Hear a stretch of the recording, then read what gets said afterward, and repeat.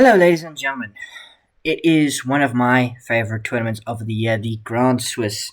And this year we've got our first narrative already in a media thing for FIDE. Nodirbek Abdusattorov was asked about a controversial chess opinion of his. And he said that Gukesh will lose his world championship in his next title match. And Gukesh, at the opening press conference, was informed about this, and he very politely and very diplomatically told Nodirbek that he needs to first qualify for the candidates, something which Nodirbek Abdusattorov is yet to do. So Nodirbek versus Gukesh is written in the stars somewhere in the Grand Swiss or down the line, and it is going to be great. We do start with the world champion, Gukesh Dommaraju. He had the black pieces in round one. He's only the third seed. So the top two seeds, Pragdananda and Arjun Erigaisi, are both above him, both Indians as well. And Prag looks like he's guaranteed to qualify for the candidates. He holds a commanding lead in the circuit.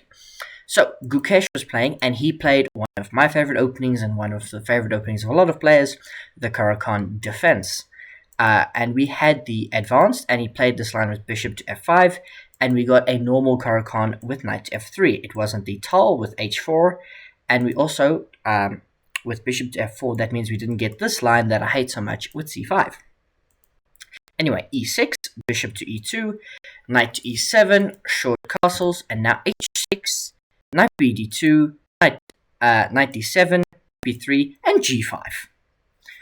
Okay, David Howell has had positions like this, and this is a line.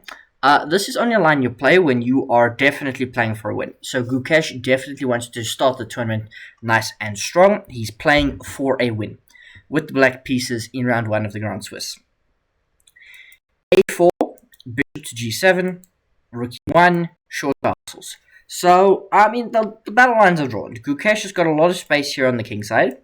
The center's pretty locked, but I would say that black has got most mobility because they've got this pawn break c5 that'll really undermine white's center, because white does have a central space advantage, particularly this pawn on e5, really restricting the black position at the moment. We get h3, b6, bishop to e3, rook to c8, a5. And now c5, this key move. We get bishop to a6, a nice move, gains tempo on the rook. The rook has to move to c7, but now we can trade, and we can play c3. And when c takes d4, we get knight takes d4. Knight b takes d4, rather. And now you've got this weakness for white because of the trade, and you might say, can you win it right away? No. So Gukesh plays bishop to e4 first, seeking to remove one of the defenders, knight to d2, and now the bishop retreats. And here, very likely the players could have repeated moves with knight to f3 and bishop to e4. But instead we get knight to b5, rook to c6, and repetition potentially here. But no, Gukesh plays rook to c5.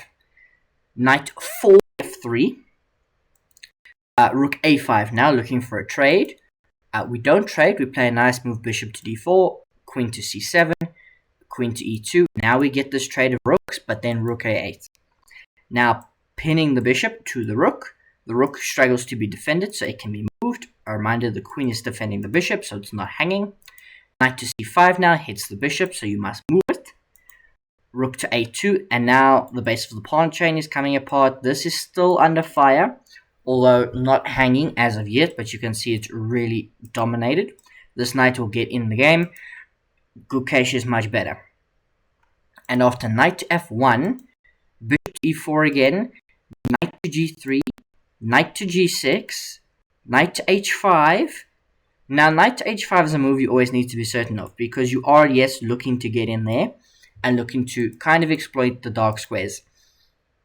And, you force bishop to h8. But when knights go to the rim, they can get trapped.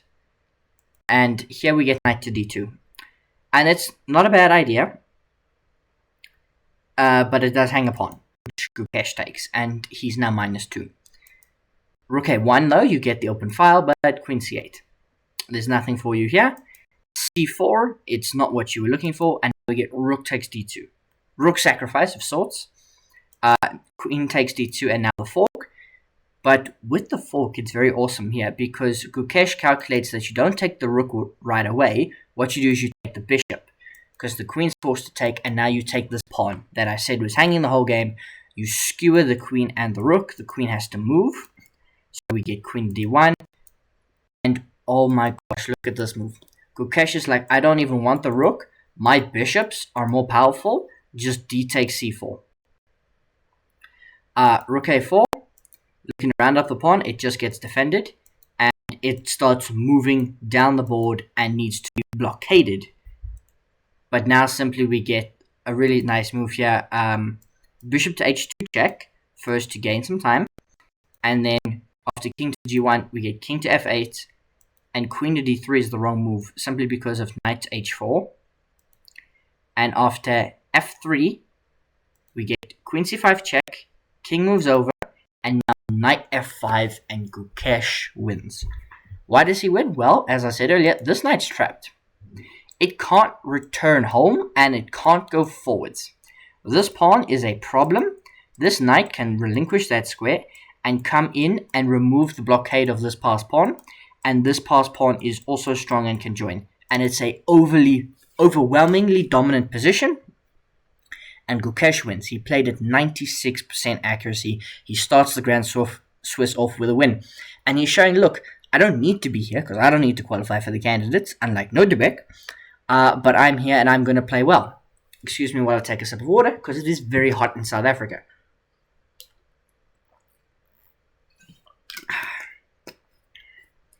Particularly in Johannesburg, we're getting like the first heat wave of the year. We're going to get another cold snap soon, but not yet. Okay, we move then to Nodirbek Abdusattorov. Did he also start off with a win? Well, let's have a look. He had the white pieces, e4, c5. What's interesting is Nodirbek had white and Gukesh had black. So if Nodirbek wins, there's a chance, a small chance, but a chance they get paid in round 2. Knight to f3, d6. And what we get is a Najdorf Sicilian. Bowled by Vladimir Ivic. I'm going to butcher names. I apologize. Bowled to play the Najdorf, one of the most fighting openings against Nodirbek Abdusattorov, who will play for a win. He will, if you're given the opportunity. So bishop to e2, e5, knight to b3. This is all known stuff. What I haven't seen before is this move queen to d3, followed by bishop to d2. I've not seen this one before. I'm not going to lie. My opening knowledge of the Najdorf is not great. I'm not going to pretend to be a Najdorf expert. Anish Giri is. He did a course on it. Whenever I saw the Najdorf, I played rook g1, the freak attack, and went for g4, g5. If I knew what I was doing. Sometimes I didn't know what I was doing, and I just did random stuff. So knight bd7. Natural development. Knight to d5, that's what you look for in the Najdorf. You look for control of the d5 square. But we get bishop takes d5 and you're forced to take with a pawn. So you've kind of blocked it. So maybe that was a bit premature. b6, a nice kind of almost a hedgehog structure with all of this. You disallowing anything from coming to useful squares on black's side of the board. a4 now, going to go undermine that, and a5. Now we've got a nice outpost there. It's a shame the knight's on b3 and not c3. Anyway, king to h1, rook e8. King to h1 is used so that you can play f4 in the future and you don't have weakness on this diagonal. Bishop to e3, knight to c5, and we trade the knights.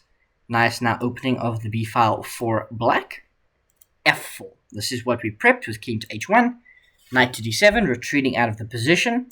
Queen d2, bishop to f6, and now c3.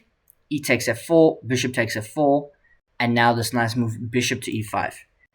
We get bishop to b5, pinning the knight to the rook, so that if this takes, you are forced to take with the rook or with the pawn, and you cannot just put your knight on a nice outpost, but simply we get rook e7.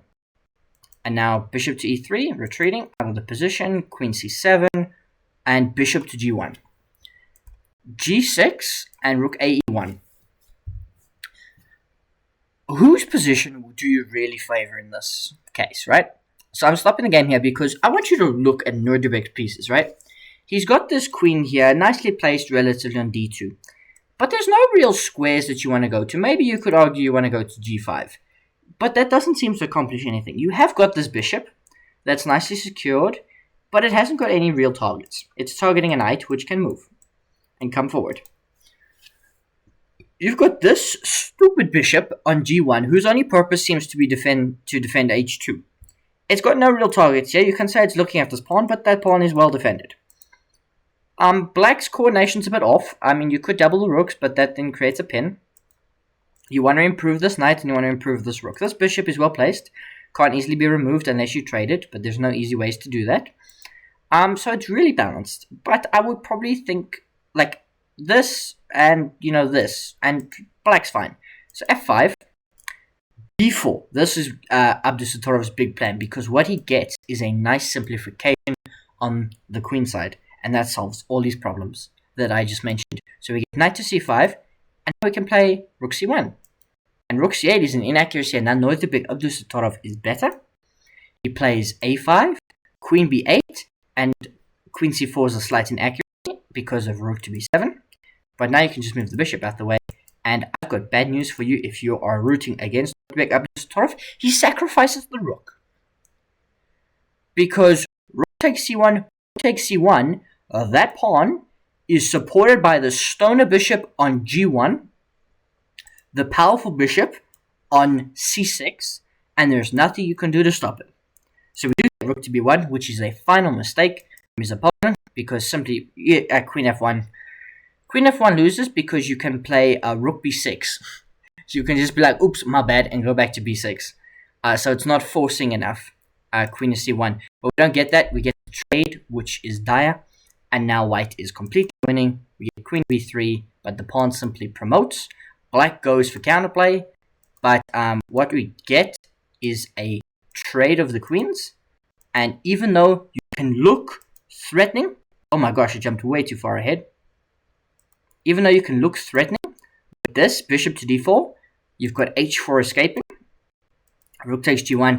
You can harass the king. You really can, as white gets close, you can harass the king a lot and force it to go for a little bit of a jog.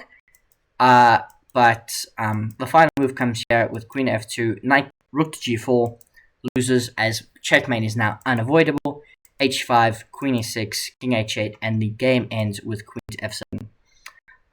This is mate. The only way is for the king to run, and it's just simply mate. You have to sack the rook to delay it. And Nodirbek Abdusattorov also wins.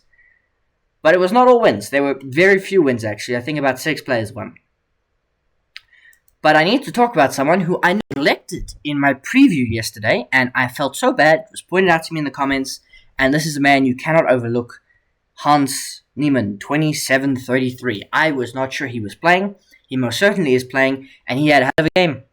e4, e5, knight f3, knight to c6. He played one of my favorite openings, the Italian game. Knight to f6, d3, bishop to e7, short castles, rook e1, typical Italian stuff. White takes space on the queen side. We get this trade of the light squared bishops, which is a common plan for black.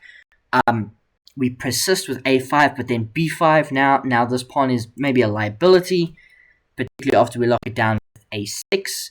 d4 striking in the center, that's what you want to do, but queen to d7 now. Bishop to g5, rook a d8. Knight b d2 and h6 forces the bishop back to h4, and now we get knight to h5. Completing the typical Italian plan, you want to get your knight to f4, and you are offering a trade of the bishops. And here we get d5, which is not a mistake. It's maybe a slight inaccuracy. And what we get is bishop takes h4, and d takes c6, and the queen moves to f7. Now, for those unaware, you cannot take this bishop, despite the fact it looks free, because queen takes f2 is dangerous and devastating. So instead, Hans Nieman plays g4. And that's not a good move. His opponent, Gabriel Sagrisan, plays d5, which is the best move, and is now better. And Hans Nieman has got a knight hanging, but the best move for him to do is to play rook e2. Why? Because you are defending f2.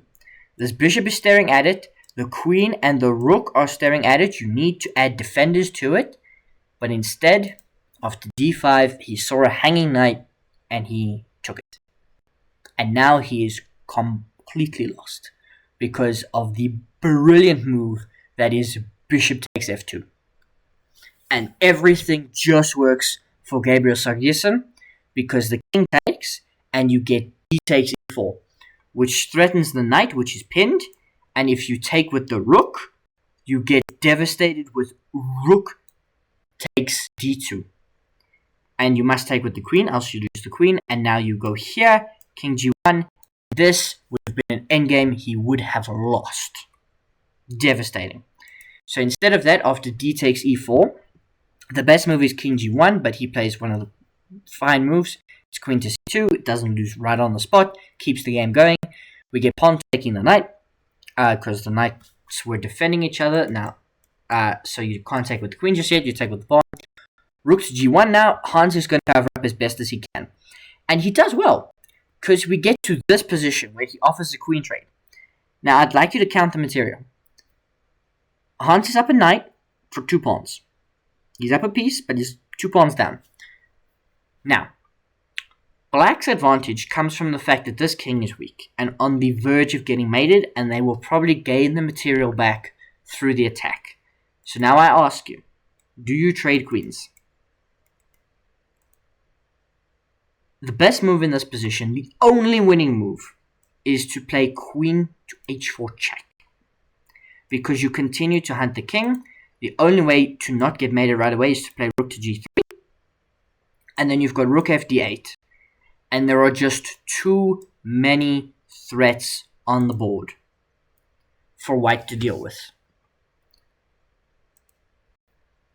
But instead of that, Gabriel trades the queens, plays e3 check, forces knight takes, and now rook to d2 check, king moves up, we attack the knight, king comes back, and we get a draw by repetition.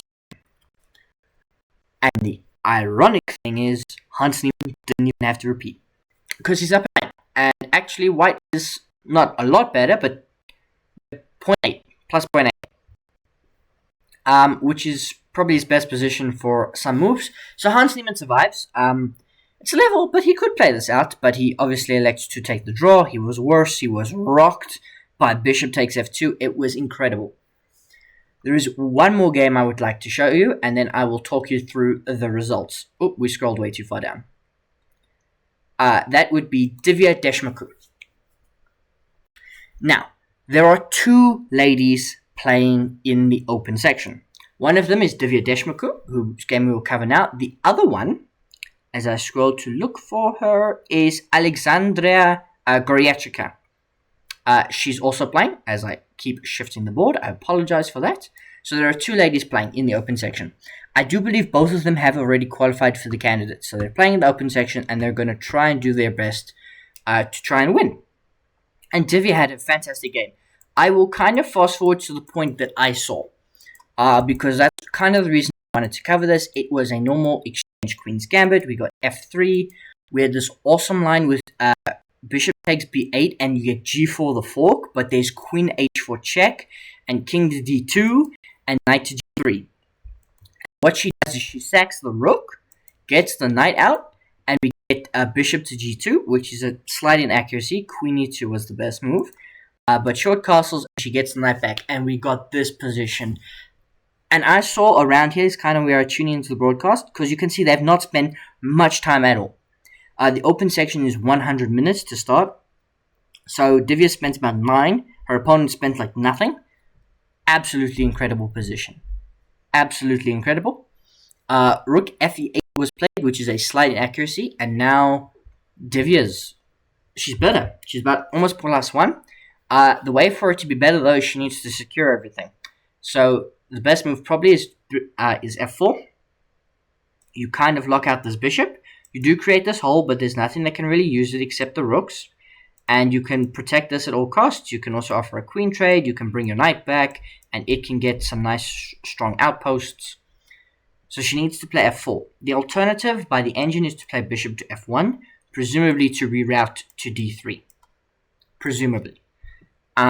the best move for black in this position was to play b5. Unfortunately for Divya, she plays rook e1, which is a blunder, but it's not losing.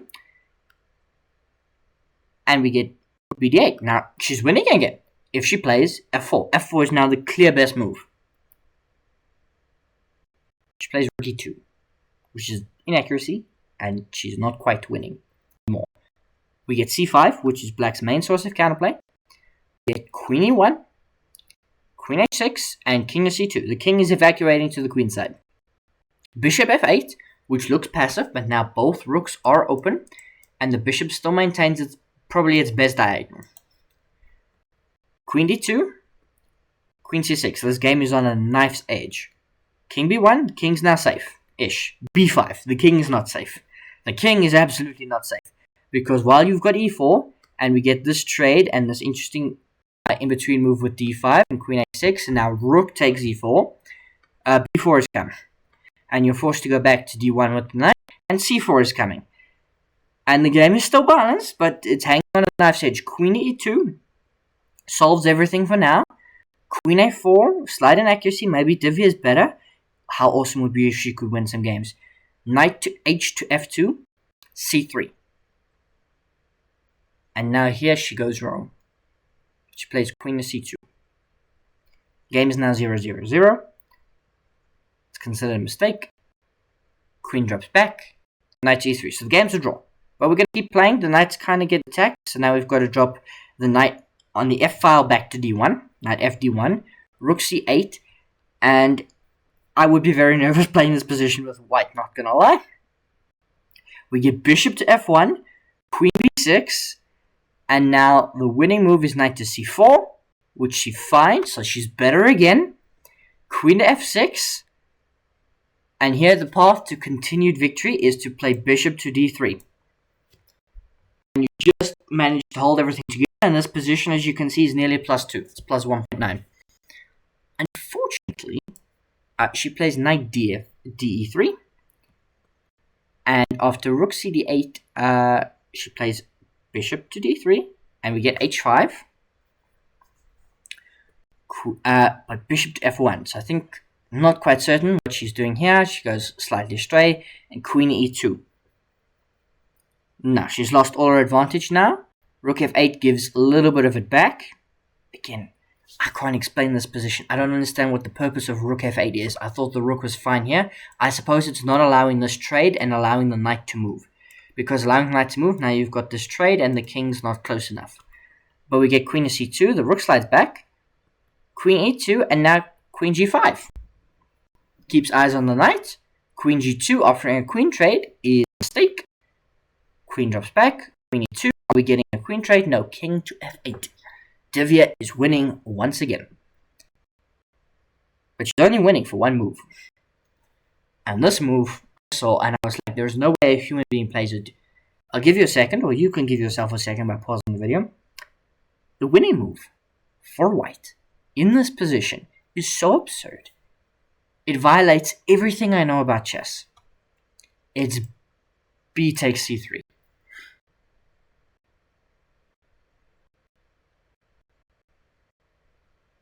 I don't understand, because let's have context, right? Your king is now wide open. But this is the best plan according to the... I don't understand. Anyway, she doesn't play that. She plays queen e1, which seems natural-ish. I don't understand chess sometimes. Now c takes b2. Queen g3 off. Queen g3. Now we're pushing the pawn, but black's better. Black's better, unfortunately. She's just missed her chance too many times. We sack the pawn, we trade the queens, and a bunch of pawns get cleared off the board. And we get to this position. Black is better. Black is better, but there might still be a way to hold this. Black's better because they've got better activity. And although you have two pieces for the rook, you do have two pieces for the rook, you may not be able to coordinate them quite correctly and stopping the pawns. The thing is, you could probably win these two pawns, although they're going to be a nightmare. I mean, king takes b2 is just a free pawn, right? No, because she plays queen takes b2 and loses the game on the spot. Or king takes b2. Loses the game on the spot simply to bishop takes e3. Yeah, bishop takes e3, you take the knight. Because the knight takes back, and now rook to d2, check. And you've got rook e3. And you know what the big problem is? The knight here is defending this bishop. And coming down here is a check and a fork and mate. So the best move here is knight, rook d5 is an interesting defense.